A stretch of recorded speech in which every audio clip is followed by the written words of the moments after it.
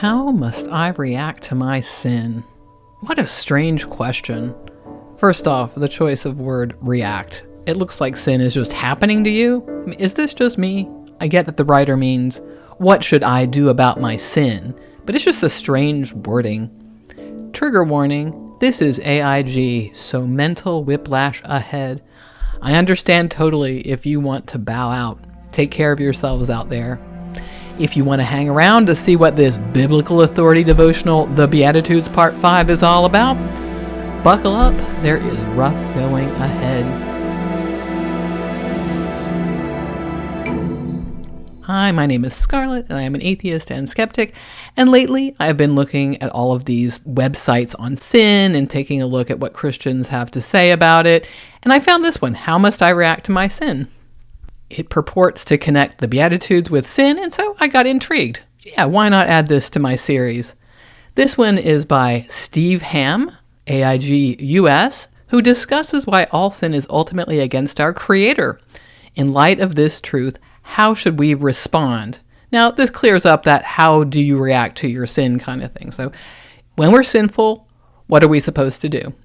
Now, you'll notice this is Steve Ham and not Ken. You might be wondering, who is Steve Ham, and is he related? And yes, he is. He is Ken's brother, and he is also a pastor speaker, so I guess the grift runs in the family. You'll notice that this is part 5, and I tried to locate some of the others, but this is back in 2011. There are lots of devotionals. He doesn't link out to them.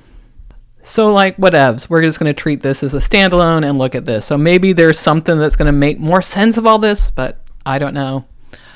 All right. Enough of this blibby blab. Let's see what I'm on about. So we repeat, how must I react to my sin? And we have the beatitude in question. Blessed are those who mourn, for they shall be comforted. This is from Matthew chapter 5, verse 4, the Beatitudes. And this is a lot of you're blessed if you have these circumstances. So the poor in spirit, kingdom of heaven is yours. We have blessed are the meek, for they will inherit the earth, etc., etc. So these are actually kind of nice. They're not really about sin, though, although later in the chapter, we do find some of these verses that we're familiar with. Do not think I have come to abolish the law. I have come not to abolish it, but to fulfill it. There's something about murder. This is the passage of, if you have looked at a woman lustfully, you've already committed adultery, divorce. There are a bunch of other things later in this chapter, but this particular passage on the Beatitudes is not that. And so if we're interested in context, I just find it very bizarre that this is where you're going if you're going to talk about sin. All right, so enough said about these Beatitudes. Let's go on and see what Steve has for us. I have watched as my mother lost her husband and one of her sons. Perhaps the sorrow of a loved one's death never goes away in the world. Perhaps she will always mourn these losses. When grief like this comes, I don't think you get over it with a pat on the back and someone telling you, it will all be better soon. Okay, double check. We're supposed to be talking about how I react to sin, and now we go to my mother's grief. Yes, we are talking about sin, and this is the first place Steve goes, is about the grief of his mother. It's a very bizarre connection to make. Now, who among us hasn't thought, how do I react to my sin? Let me think about a grieving loved one. Very strange, but it does connect to that beatitude that you'll be comforted. So I guess this is how we're connecting all the dots. All right, let's move on. The first beatitude brings us to a place of spiritual bankruptcy when we acknowledge the depravity of our condition in the light of a holy God. Now, that's the one we just looked at. Blessed are the poor in spirit, for theirs is the kingdom of heaven. What does that have to do with depravity? All right, we are without excuse, and we have no way out in our own strength. The great thing about these Beatitudes is that he attached hope to every one of them. Spiritual poverty leads to his kingdom. Spiritual mourning leads to eternal comfort. But what is this mourning? Is that what these are about? I don't see the connection to sin. Blessed are the poor in spirit, for theirs is the kingdom of heaven. Blessed are those who mourn, for they will be comforted. This doesn't seem to be about sin at all. I don't know, maybe it's just because I'm a dirty heathen. I don't understand the deeper meaning of these, but these Beatitudes seem more about emphasizing right behavior and the reward you'll get, not about our sinful nature or acknowledging our depravity. Again, maybe it's just me. Next up, King David provides us with a great example. Sure. After committing adultery with Bathsheba and trying to cover it up by murdering her husband, David's sin was exposed by God through Nathan the prophet. David was devastated by his sin, and he pled for the mercy of God. Is anybody else troubled by just how simply Christians talk about these things with King David, as if this really didn't hurt anybody? King David, one of God's favorites, supposedly. Okay, so he committed adultery with Bathsheba, and he had her husband murdered. And he didn't feel guilty about that until his quote-unquote sin was revealed by Nathan the prophet. Then he was devastated. And who did he go to plead mercy? Is God. He didn't go to Bathsheba at all. God's favorite, y'all, like causing harm on all of this scale and not really making it right on earth, just going to God for it. And it's no wonder that Christians have this weird kind of sense of morality, because in the Bible, the stories that are told, I find to be very immoral. I find this whole setup to be very immoral.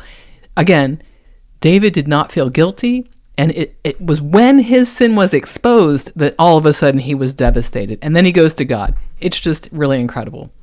All right, enough outrage. Moving on.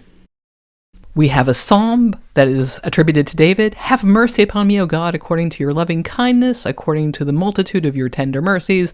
Blot out my transgressions. Wash me thoroughly from my iniquity and cleanse me from my sin. For I acknowledge my transgressions, and my sin is always before me. Against you, you only have I sinned, and done this evil in your sight, that you may be found just when you speak and blameless when you judge. Psalm 51, 1-4. Okay, only you. The sin is against God only. And who cares about the people? Who cares about the man who died? And who cares about Bathsheba, really? And I did look this up. This psalm really is attributed to David, and it really is supposed to be after all of this. This is supposed to be his. This is what scholars say anyway. Oh, okay, moving on. The first step of true mourning is to understand our need to completely depend upon Jesus. Really? That's our first true step? Our first step of true mourning is to understand we completely depend upon Jesus? That's where you're going with this?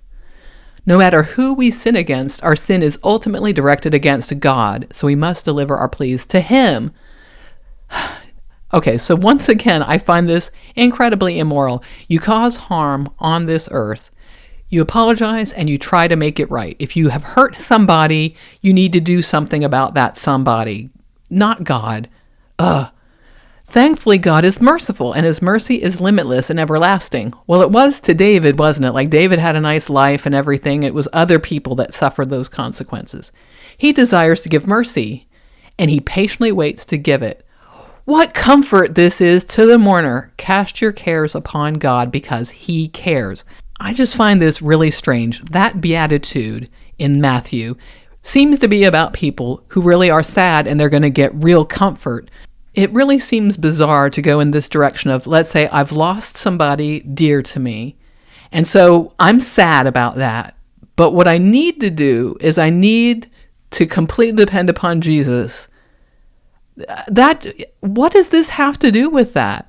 What does my sin nature, so-called, have to do with me being sad about somebody who has died? I find this just really an incredible passage, and I don't understand. I can't connect these dots in my mind. But we have to keep going. God's mercy in the cross of Christ is a total and fulfilling mercy, and His comfort is everlasting. God's mercy and wrath are displayed in the cross, but Christ has taken the wrath on Himself, and He grants His mercy to all who repent and trust in Him.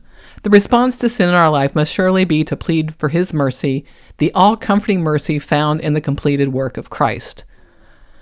Well, those certainly are a bunch of words, and these are just assertions. Okay, this is just the Christ died for your sins, but long format. Cut it down. You could edit this out. Let's see where he goes. Today's big idea: sin should bring us to our knees before our Creator, the one against whom we have sinned. What to pray: confess your sin to the Lord and take comfort in His mercy. Let's recap. Steve chooses a beatitude about mourning and receiving comfort, and reminds him of his grieving mother. But instead of staying on that concept, we connect the idea of spiritual bankruptcy with spiritual mourning, even though that's not quite what these verses say. This reminds us of David bonking a chick and having her husband murdered, but feeling guilty when he is exposed, so he wrote a song of contrition to God. And our lesson from David is, even if we hurt someone, really we're hurting God. And good news, God is so merciful that in His wrath He died on a cross. So ergo, and therefore we should confess to God. And that's all that really matters. Did I get it? Did I cover all the points? Have I missed something in there? And let's remember that what we were promised at the beginning is that Steve Ham discusses why all sin is ultimately against our Creator. In light of this truth, how should we respond? I didn't get a why in here. All I got was that it is ultimately against the Creator, and it's because of David. But I don't get the why. Did anybody get the why? At the bottom of the page, there are some recommended resources. The ones in question here have nothing to do with the page. They're kind of like impulse purchases, like gum at the supermarket. A couple of these, the first and third, Already Gone, Already Compromised, are about how youth are walking away from the church. Oh knows, what will we ever do? And the one in the middle, Gospel Reset, is about how to be a good Christian in a secular world that doesn't understand what you're talking about. By the way, you can buy these in bulk. Woo! Wouldn't that be exciting? Anyway, that's what I have for you today. Did you learn anything? Did I miss anything? You think you understand something that I didn't understand? Because, man, I didn't understand a lot on this page. Put it in the comments below. And while you're down there, you can like, subscribe, do all the YouTube stuff. You're on YouTube, you know what to do. And if you like what I do, you can buy me a coffee. Link is in the description below. And I will see you in the next one. Bye for now.